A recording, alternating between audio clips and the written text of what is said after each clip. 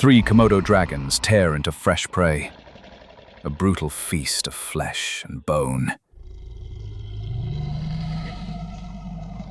But one male isn't hungry. He approaches, slowly, hoping to mate. Suddenly, a second male appears, larger, stronger, and with the same goal. The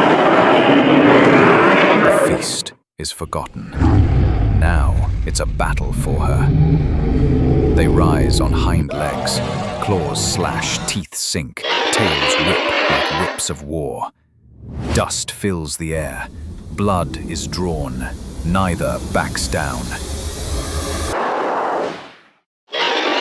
Finally, one dragon forces the other to the ground. Defeated, the rival retreats. The victor turns to the female. For him, the reward isn't food, it's the right to pass on his legacy.